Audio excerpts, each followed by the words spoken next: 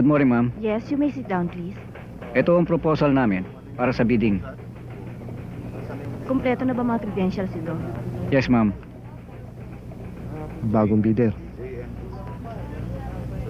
Yung Xerox copy ng lisensya bilang legal contractor, narito na ba? Nandyan na ho, ma'am. Nakaipit lang. Kailan ho ba ang proposed target ng operation, ma'am? Right after ma-evaluate kung sino mananalo sa bidding, papapasa kamay niya ang kopya ng blueprint. Ma'am, wala na ho bang mga additional requirements? Wala na. Kayo ba si Mr. Orbus? Hindi ho. Ako si Arnel Songko, project engineer ng Orbus Construction Firm. Ma'am, magpapaalam na ho ako. O sige ho, tatawagan ko na lang po kayo. Thank you.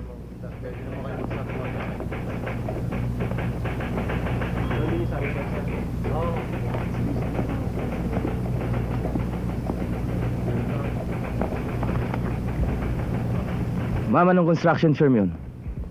Orbos Construction?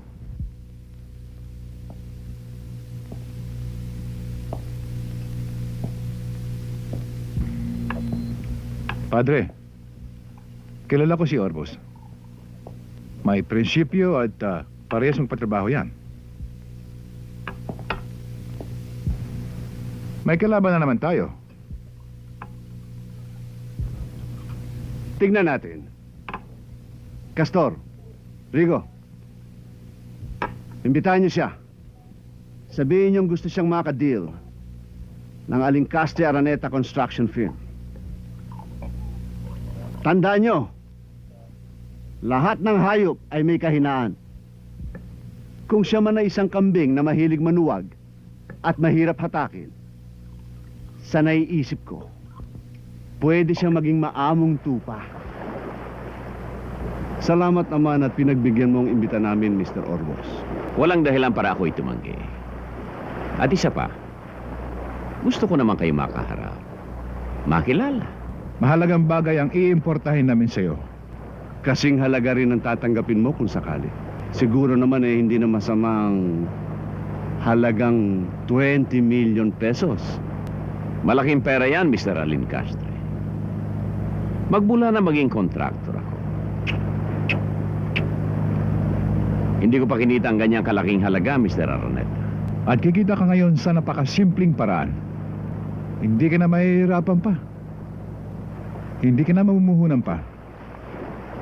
Tataasan mo lang ang bidding, Mr. Orbos.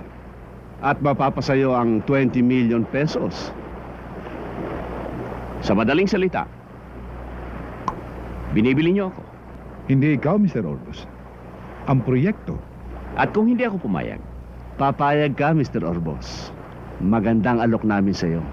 alam ba ninyo kung anong klaseng project ang pinagbibidingan natin? Alam namin, isang pampublikong ospital na nagkakahalaga ng 300 milyong piso. Ospital na walang perang mahihirap. May hirap nga.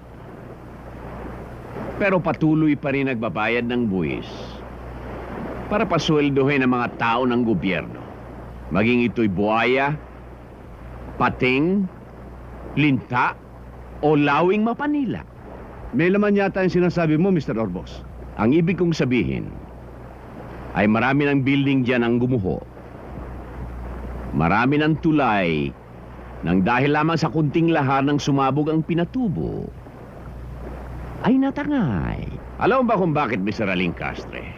Ang bakal na ginamit, imbes na maging ganito, ay naging ganito. Kaya madaling gumuho. At sa semento naman, sa isang sako, ay isang truck na buhangin ang nihalo. At sino nagpapasan? Ang mga mahihirap na sinasabi ninyo. Kami bang pinagbibintangan mo, Mr. Orbos? Mr. Araneta, marami ng bugok sa pamahalaan. Huwag na natin dagdagan. Malansambo nga mo, Mr. Orbos. Baka nakakalimutan mong narito ka sa pugad ko. At pwede ka namin patayin. Ngayon din.